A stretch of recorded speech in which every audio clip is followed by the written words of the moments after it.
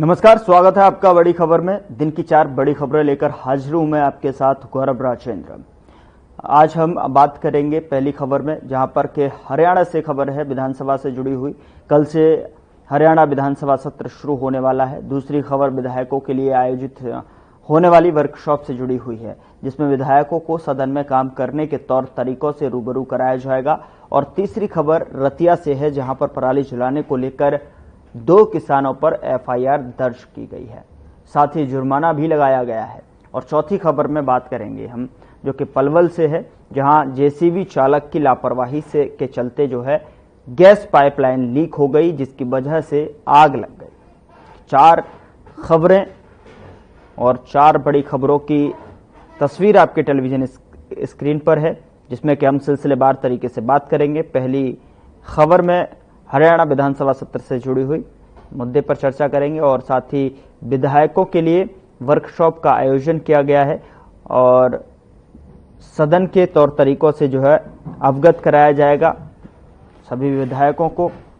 तीसरी खबर पराली जलाने को लेकर जो है किस तरीके से जो किसानों पर जुर्माना लगा है, कार्रवाई देखने को मिली है, उससे जुड़ी खबर आप तक पहुंचाएंगे। चौथी खबर गैस पाइपलाइन लीक होने की वजह से आग लगी है, उसको लेकर चर्चा करेंगे। चलिए रुक करते हैं पहली बड़ी खबर का। कल यानी 13 नवंबर से हरियाणा विधानसभा सत्र की शुरुआत होने जा रही है। बीएसी की बैठक में 3 दिवसीय सत्र बुलाने पर फैसला लिया गया है। बैठक में तय किया गया है कि विधानसभा की कार्यवाही 13 नवंबर से शुरू होगी। इसके बाद 14 नवंबर और 18 नवंबर को सदन बुलाया जाएगा। साथ ही 15, 16 और 17 नवंबर को अवकाश होगा। उम्मीद की जा रही है कि सदन में सरकार की तरफ से कई विधेयक पेश किए जाएंगे। तो वहीं दूसरी तरफ विपक्ष की स्थिति अभी कुछ साफ नहीं है। अभी तक नेता प्रतिपक्ष का चुनाव ना होना ही साफ कर रहा है कि कार्यवाही को लेकर विपक्ष कितना तैयार है और कितना संजीदा है।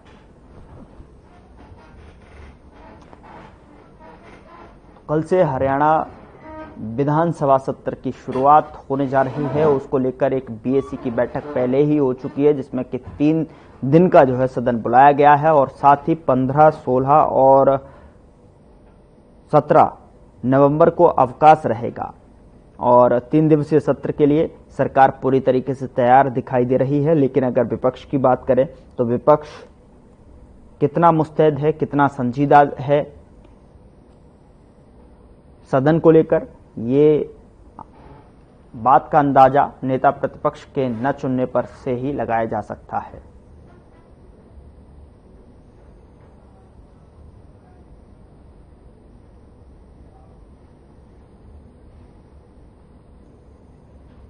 इस खबर पर ज्यादा जानकारी के साथ हमारे संवाददाता ओपी शर्मा हमारे साथ जुड़ चुके हैं। उनके पास सीधा रुख करते हैं। ओपी, क्या कुछ जानकारी है, किस तरीके से, चूंकि अब सदन की जो बैठक हुई थी, यानी कि बीएसी की जो बैठक हुई थी, उसमें फैसला लिया गया कि 3 दिवसीय सत्र रहने वाला है। 14 और जो है 13, 14 और 18 नवंबर का सदन बुलाया गया है और साथ ही जो है इसमें 3 दिन का अवकाश भी रहने वाला है। तो ऐसे में जो है किस तरीके से जो है तैयारियां यहाँ पर पक्ष और विपक्ष की दिखाई दे रही हैं? देखिए गौरव, कल बुधवार से हरियाणा विधानसभा का सत्र जो 11 बजे शुरू होगा। बुधवार और वीरवार को ये चलेगा। शुक्रवार को गुरु पर्व की छुट्टी है। शनिवार और इतवार को विधानसभा जो आमतौर पर नहीं बैठती थी, उसकी छुट्टियां जो है नहीं बैठती है। तो हम ये कह सकते हैं कि बुधवार और वीरवार के सत्र के बाद 3 दिन का अवकाश है। सोमवार को सत्र का आखिरी जो है वो दिन होगा और कल जो है वो हरियाणा विधानसभा का जो सत्र शुरू होने वाला है वो पहले सत्र का दूसरा चरण जो है शुरू हो रहा है। और सबसे पहले जो है 11 बजे के आसपास जो हरियाणा के राज्यपाल बंडारू दत्तात्रेय हैं वो हरियाणा विधानसभा में पहुंच जाएंगे। उनका जो है वो मुख्यमंत्री और विपक्ष के विधायकों की तरफ से विधानसभा में पहुंचने पर स्वागत किया जाएगा। और इसके बाद वो विधानसभा में पहुंचेंगे और अपनी सरकार की जो प्राथमिकताएं हैं और अपनी जो स्पीच है वो कहीं ना कहीं पड़ेगी, जिसमें सरकार ने पिछले 2 कार्यकाल के दौरान जो कुछ किया और आगे वो क्या करना चाह रही है, कितना खर्चा एक सरकार के ऊपर निर्भर करता है कि वो किस तरीके से अपना विजन दिखाते हैं, कितने पेज का जो है राज्यपाल का अभिभाषण बनेगा, ये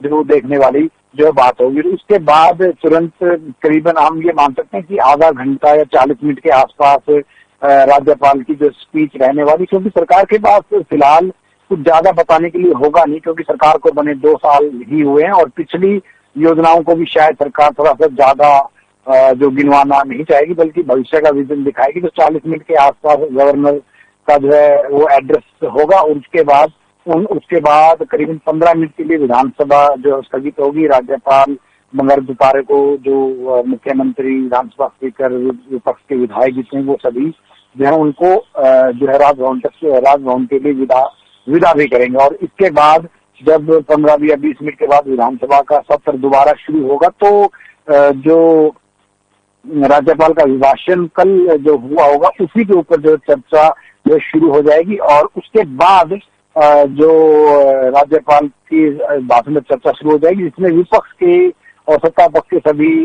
जो नेता हैं या विधायक या मंत्री हैं, उन सभी को उसमें बोलने का एक रेशियो के हिसाब से जो है मौका दिया जाएगा। पार्टी ओपी मेरी आवाज सुन पा रहे हैं आप? जो है सवाल विपक्ष को लेकर है। विपक्ष अगर किस तरीके से इस पूरे मामले को या फिर सत्र को बनाने की कोशिश करेगा, और दूसरी चीज जो है उसकी गंभीरता, संजीदगी को लेकर भी सवाल निशान यहाँ पर खड़े हो रहे हैं। नेता प्रतिपक्ष, नेता विपक्ष अभी तक चुना नहीं गया है, सामने नहीं आया है। इसमें जो है विपक्ष की जो है नुमाइंदगी सदन में कौन करने वाला है? किस तरीके से जो है विपक्ष सरकार को घेरता नजर आएगा? तमाम सारे सवाल हैं जो कि विपक्ष के ऊपर उठ रहे हैं। विपक्ष सवालिया निशान के घेरे में है। ओपी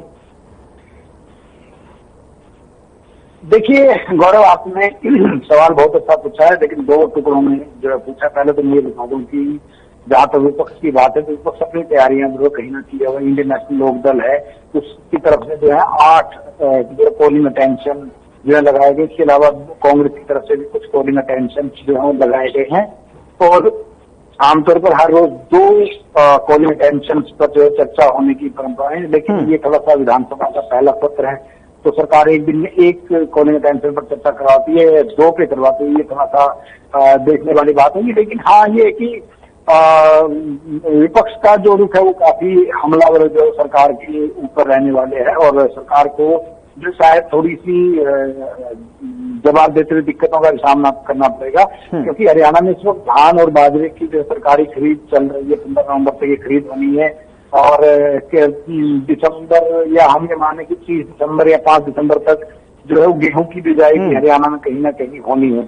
अगेती की खेती और एवरेज जो गेहूं की बिजाई भी कहीं ना कहीं इसी दौरान होनी है। लेकिन किसानों के सामने जो एक बड़ी दिक्कत आ रही है कि उनको जो डीएपी या जितना जो खाद की जरूरत है उसको लेकर काफी दिक्कत है। आलू की फसल के अंदर भी डीएपी खाद की, यूरिया की काफी जरूरत होती है। तो अब ये एक बात कहने से नहीं हिचकिचाऊंगा कि कहीं ना कहीं हरियाणा में डीएपी खाद की जो कमी है 3 से 4 जिलों में तो बिल्कुल ही डीएपी खाद का ब्लैकआउट हो चुका। तो ऐसे में कहीं ना कहीं जो गेहूं है उसका जो पैदावार है, जो जमीन है वो उसमें कमी आएगी। क्योंकि उसमें कमी आती है तो टोटल प्रोडक्शन जो गेहूं का है अगले साल मान के पहले उसमें भी काफी कमी आएगी। तो सरकार के सामने ये 2 बड़े मुद्दे हैं जिनका उनको जो जवाब देना पड़ेगा। अब तक भले ही विपक्ष जो है वो गाहे बगाहे अपने बयान देता है, सरकार उन बयानों को खारिज कर देती है, क्योंकि दोनों का आमना सामना जो है नहीं होता। लेकिन बस लौटूंगा इस बीच जो है चर्चा करने के लिए हमारे साथ रामराजी शर्मा जी बीजेपी से हमारे साथ जुड़ रहे हैं, बीजेपी प्रवक्ता रामराजी शर्मा जी, और नीरज गुप्ता कांग्रेस से हमारे साथ जुड़ चुके हैं फोन लाइन पर। सबसे पहले रामराजी, मैं आपके पास रुक करता हूं। जो कल से सत्र शुरू होने जा रहा है और ऐसे में जो है किस तरीके की जो है आप तैयारी देख पा रहे हैं सरकार की जो है, और दूसरी चीज अगर ये है कौन कौन से मुद्दे जो है यहाँ पर इस बार हमें गूंजते हुए दिखाई देंगे? रामराजी देखो, जैसा कि आपको मालूम है कल से विधानसभा का सत्र शुरू हो रहा है। तो सबसे पहले उसमें महामहिम राज्यपाल जी का अभिभाषण होता है जी। फिर उसके बाद में सदन में चर्चा होती है। तो माननीय मुख्यमंत्री जी फिर उसके बाद में एड्रेस करते हैं, तो उनका जवाब देते हैं। तो मैं इतना कहना चाहूंगा भाई, सरकार की तैयारियां पूरी हैं और विपक्ष वाले एमएलए से मेरा विनम्र आग्रह है भाई वो अपनी पूरी तैयारी करके आए और अपना क्षेत्र की समस्याएं वो उनका समाधान के लिए वो इसमें सदन में बात करें, अपना क्षेत्र की समस्याएं उठाएं। सदन का समय है, समय का ध्यान रखें, फालतू की बातें ना करें। जैसे पीछे विपक्ष का एक रवैया रहा है भाई वो बेवजह सदन का समय बर्बाद करता रहा है विपक्ष। लेकिन शर्मा जी, क्या आपको लग रहा है कि विपक्ष पूरी तरीके से तैयार है संजीदगी के साथ में यहाँ पर जो है सत्ता पक्ष को घेरने के लिए, या फिर आईना दिखाने के लिए, या फिर आवाज उठाने के लिए? जिस तरीके से चूंकि सवाल लगातार उठ रहे हैं कि अभी तक तो नेता प्रतिपक्ष का नाम का ही इंतजार और टकटकी लगाकर, चूंकि कहा जा रहा था, कांग्रेस के नुमाइंदे लगातार ये कहते हुए नजर आ रहे थे कि देखिए सत्र से पहले जो है 1-2 दिन पहले ही हम जो है नाम का जो है अनाउंस कर देंगे। तो क्या लग रहा है आपको, गंभीर है विपक्ष इस मामले को लेकर? देखो, ऐसा मैं समझता हूँ शायद पहली बार हुआ है नेता प्रतिपक्ष का चुनाव होने में इतना समय लग गया है। तो इससे ये साफ साफ जाहिर होता है कि कांग्रेस पार्टी में अंतर्कलह बहुत है। और हम तो पहले भी आपके चैनल के माध्यम से कई बार बता चुके हैं ये बातें। जिस तरह से कांग्रेस में के अंदर कई कांग्रेस हैं, कई चौधरी भूपेंद्र हुड्डा जी कांग्रेस है, कई चौधरी वीरेंद्र जी कांग्रेस है, कहीं रणदीप सुरजेवाला कांग्रेस है, कहीं शैलजा बहन जी कांग्रेस है, कहीं कैप्टन अजय यादव कांग्रेस है। तो जिस तरह से इनका अंतर्कलह उनकी पार्टी में चल रहा है, तो मेरे को नहीं लगता कि भाई इतना जल्दी इनका ये नेता प्रतिपक्ष का चुनाव इतना जल्दी हो पाएगा। क्योंकि कभी कोई किसी का नाम आ जाता। अभी इनने एक बाल मुकुंद शर्मा इनका प्रवक्ता होता था इसका कांग्रेस पार्टी का, उसने एक स्टेटमेंट दे दी, उसने नाम उजागर कर दिया भाई वो फलाना आदमी होगा। तो उससे क्या है कि उसको बर्खास्त कर दिया उसने। तो जिस तरह से ये आपस में हो सकता हो दूसरे गुट का हो, दूसरे गुट में वो पसंद नहीं आया हो। तो जिस तरह से कांग्रेस को जनता ने नकार दिया है, तो उससे नीरज जी हमारे साथ जुड़े हुए हैं। नीरज जी से भी मैं प्रतिक्रिया ले लेता हूं। शर्मा जी, नीरज जी क्या कुछ कहना चाहेंगे यहाँ पर जो है आप अपने तैयारियों को लेकर? चूंकि सत्र में अब कुछ ज्यादा समय बचा नहीं है, और ऐसे में जो है कितनी गंभीरता के साथ में आप पूरी तैयारी के साथ यहाँ पर कल हमें आपकी पार्टी की तरफ से यहाँ प्रेजेंटेशन देखने को मिलेगी, क्या कहेंगे? चूंकि अभी तक जो है सवालिया निशान लगातार उठते हुए नजर आ रहे हैं आपके ऊपर। शर्मा जी देखिए, जब शर्मा जी से रेगुलर डिबेट होती है, कल भी उससे पहले भी होती है, इलेक्शन में भी होती रही। शर्मा जी बड़ी चिंता करते हैं, हमारे टेंशन बहुत लेते हैं। दिक्कत ये है, हमारी पार्टी का मैटर है। इलेक्शन जब रिजल्ट डिक्लेयर नहीं होता उससे पहले भी टेंशन लेते हैं, सरकार बन के फिर भी टेंशन लेते हैं। बाल मुकुंद शर्मा की बात है, बाल मुकुंद शर्मा भैया, आपको क्या पता हमारा प्रवक्ता था नहीं था? वो आज से 6 साल पहले प्रवक्ता था। अगर उसने गलत बयानबाजी करेगी तो पार्टी एक्शन देगी क्या? आपको उसमें क्या बत्ती है?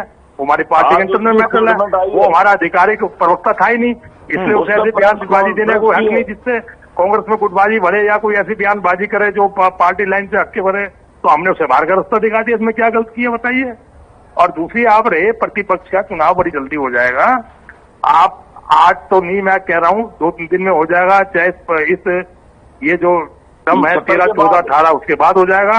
देखिए पार्टी का कोई भी सीनियर नेता, पार्टी का कोई भी सीनियर नेता आवाज उठाएगा और मुद्दों को रखना। हमने मुद्दे से क्या पड़ता है, सीएलपी लीडर रखे कैसे रखे, कोई भी सीनियर नेता मुद्दों को उठाएगा। आपके देखिए एमएसपी नहीं मिल पा रही, खाद के लोगों को लाइन में लगना पड़ रहा है। लेकिन गैर जिम्मेदाराना यहाँ पर हो जाना, इस तरीके से जो है जवाब देना, नीरज जी यहाँ पर प्रदेश का मैटर होता है, न कि आपसी जो मैटर है। यहाँ पर प्रदेश की जनता ने आपको अपेक्षाओं के प्रति जो जाकर जो है आपको विपक्ष की भूमिका में बिठाया है और उनको सत्ता सौंपी है। तो कहीं न कहीं ये जनता के प्रति जो है आपकी संवेदनशीलता को दर्शाता है। अगर आप जनता के हक हुकूक की बात करेंगे, जनता के बारे में जो है चर्चा करने के लिए जनता ने आपको रखा है कि आप देखिए सत्ता को चलाने में जो है कामयाब कीजिए, उनको आईना दिखाइए, तो कहीं ना कहीं आपकी भी जिम्मेदारी उतनी ही बनती है साहब कि आप जो है अपने नेता प्रतिपक्ष या फिर अंदर की जो कलह है उसको शांत कर जनता के हित में जो है मुद्दे उठाया जाए। नीरज जी बड़ा आपने अच्छा क्वेश्चन किया, मैं इसका आंसर देना चाहूंगा। देखिए जनता ने हमें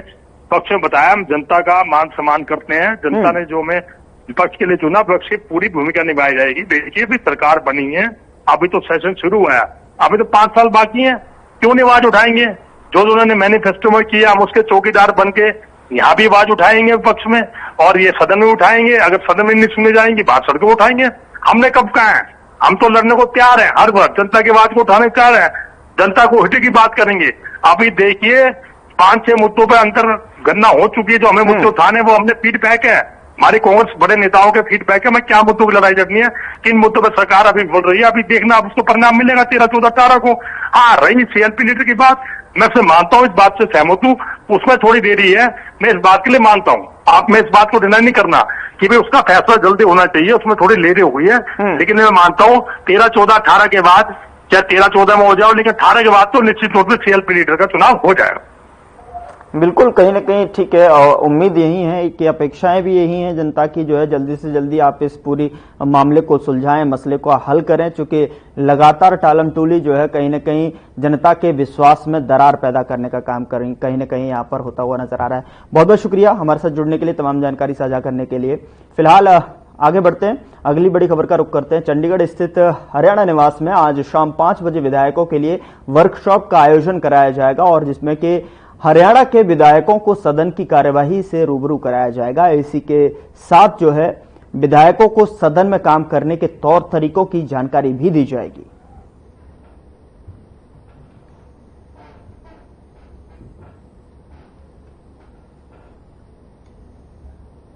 तो विधायकों के लिए वर्कशॉप का आयोजन किया जाएगा, सदन के बारे में जो है उनको तौर तरीकों को समझाया बुझाया जाएगा, रूबरू कराया जाएगा, तो वहीं साथ ही जानकारी भी दी जाएगी।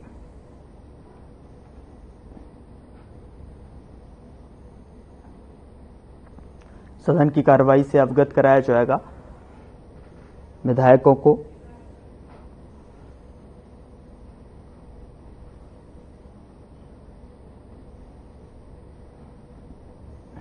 तो विधायकों के लिए वर्कशॉप का आयोजन किया जाएगा, जिसमें कि सदन की कार्रवाई से रूबरू कराया जाएगा।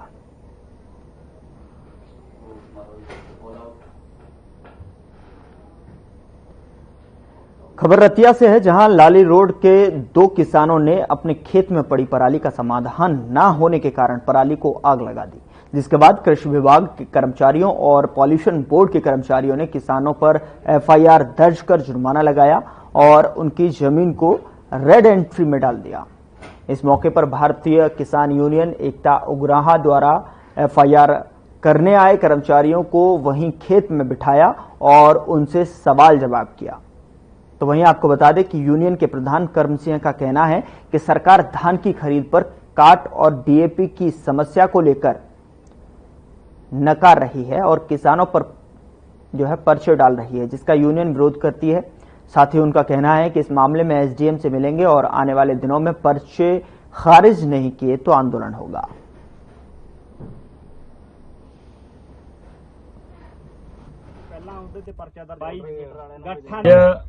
ਰਤੀਏ ਆਪਣੇ ਲਾਲੀ ਰੋਡ ਤੇ ਇੱਕ ਖੇਤ ਦੇ ਵਿੱਚ ਕੱਲ ਸ਼ਾਮ ਨੂੰ ਵੀ ਇੱਕ ਅਧਿਕਾਰੀ ਸੀਗਾ ਕਰਮਚਾਰੀ ਇਹਦਾ ਜਿਹੜਾ ਪਰਾਲੀ ਨੂੰ ਅੱਗ ਲਾਉਣ ਦੇ ਉੱਪਰ ਕਿਸਾਨਾਂ ਦੇ ਉੱਪਰ ਪਰਚਾ ਪਾਉਣ ਵਾਸਤੇ ਜਿਹੜੇ ਹੈਗੇ ਇਹ ਕਰਦੇ ਫਿਰਦੇ ਆ।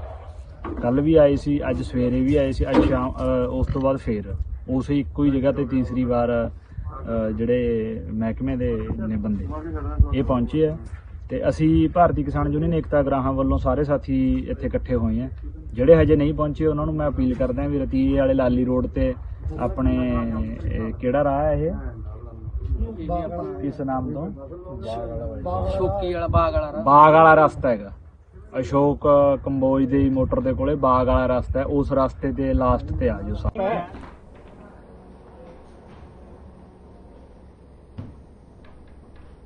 इस खबर पर ज्यादा जानकारी के साथ हमारे संवाददाता ओपी शर्मा हमारे साथ जुड़े हुए हैं। ओपी, क्या कुछ जानकारी है, किस तरीके से जो है किसानों के ऊपर जो है एफआईआर दर्ज की गई है, क्या कुछ जानकारी?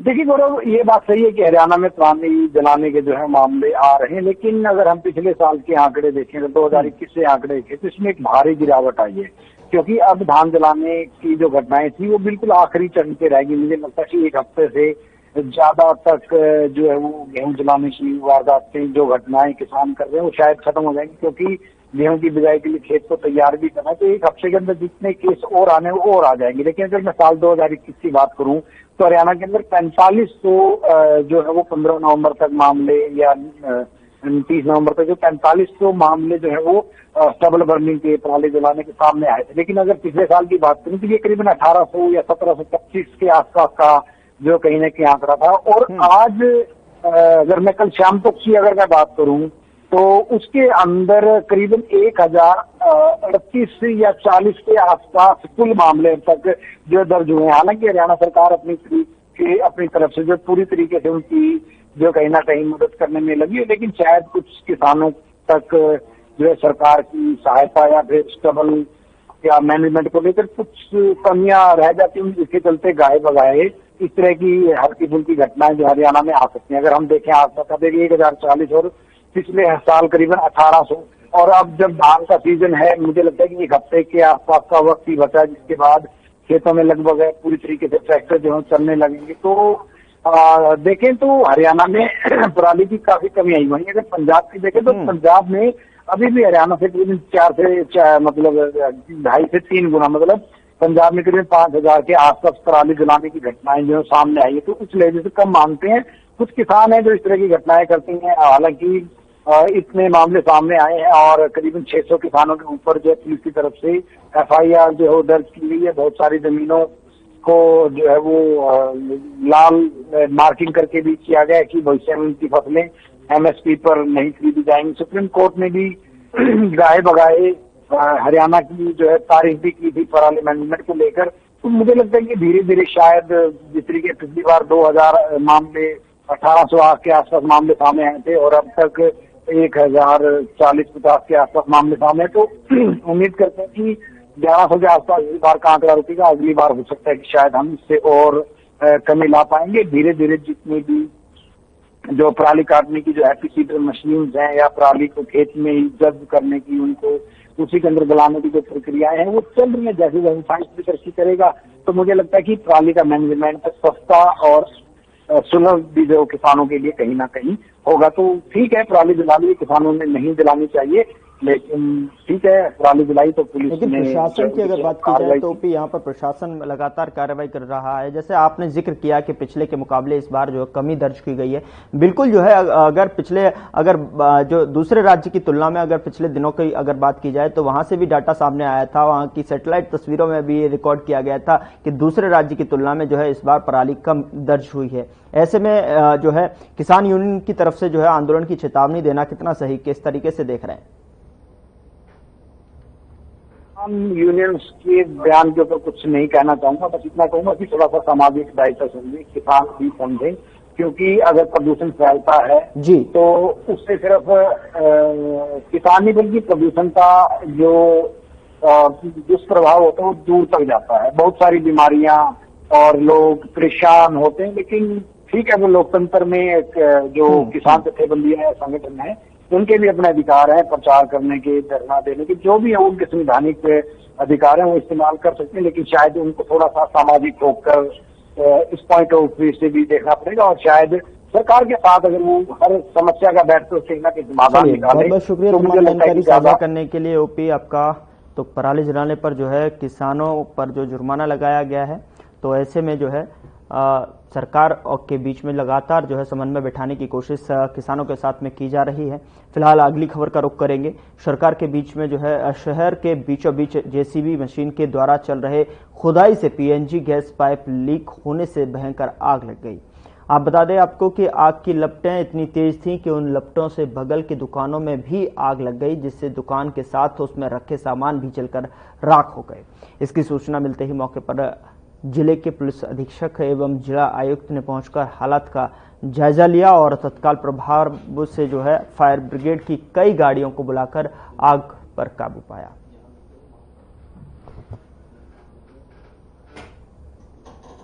फिलहाल बुलेटिन में इतना ही। नमस्कार।